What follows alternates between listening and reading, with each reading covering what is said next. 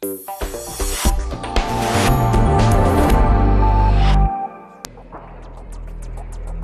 the Karl von Ossietzky High School in Berlin, everyone is acutely aware of the problem of cyberbullying.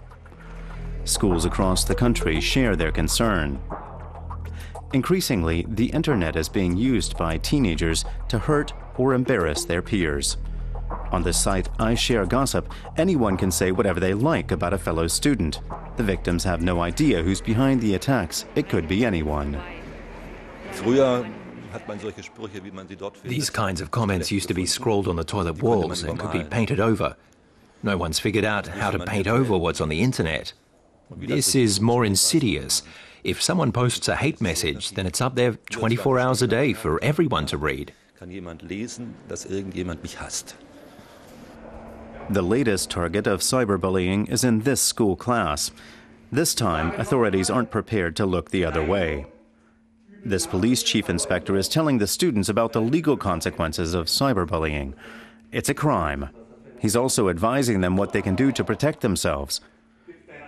The police in Berlin are campaigning to raise awareness of the issue in schools. 150 cases of cyberbullying have since been brought to the attention of the police.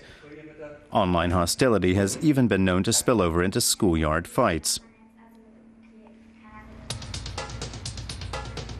Moreover, some schools in Berlin have received online threats of violence. There are emergency plans in place for these scenarios. If the school gets a threat about a killing spree, then it has to inform the police. They will then analyze the threat to see how seriously it needs to be taken. When cyberbullying started becoming a problem among his students, school principal Bernd Schönberger talked to class representatives and encouraged them to take measures against the cyber-mobbing sites in order to help the victims. They came up with a way of dealing with the IShareGossip website that completely undermines its impact. We didn't want to see all the nasty stuff on IShareGossip, so we started posting loads of other stuff on it, such as Wikipedia articles about tomatoes and so on.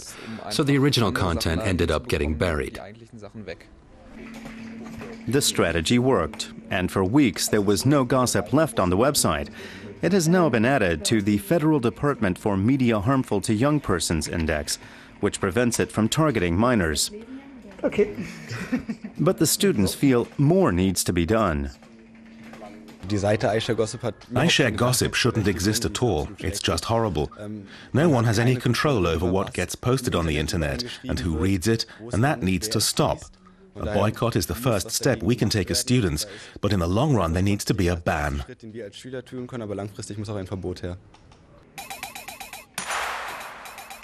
Victims can be targeted anonymously with text and also with humiliating photos and videos. We've noticed that among youngsters, videos and photographs that show people in embarrassing situations or even being physically attacked are often seen as trophies. In other words, kids vie with one another to post the most brutal, most shocking video, as well as pictures of their girlfriends naked and so on. A bid for recognition plays a major role here. Psychologist Katharina Katzer has spent years researching cyberbullying. IShareGossip and the violence it triggered, she says, just shows how the cyber world is pervading reality. But virtual worlds such as Facebook are now as much part of teenagers' reality as the schoolyard, if not more so. Even in class, you're logged onto Facebook all the time on your phone, and that's where all the socializing happens, and that's where everyone meets. But young people easily forget there are dangers lurking in the digital world. If someone wrote something like, "I'm going to kill you," then I'd be scared because you never know how dangerous they really are. Such threats on sites like IShareGossip have changed school life irrevocably.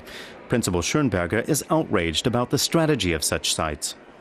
The fact it operates through the students themselves is really nasty. Schools should be protected areas that keep certain influences of society away from young people. In this way, you destroy that protective wall. School authorities are doing what they can to equip students with tools to negotiate their way through the digital world, but it's a steep learning curve for teachers as much as students.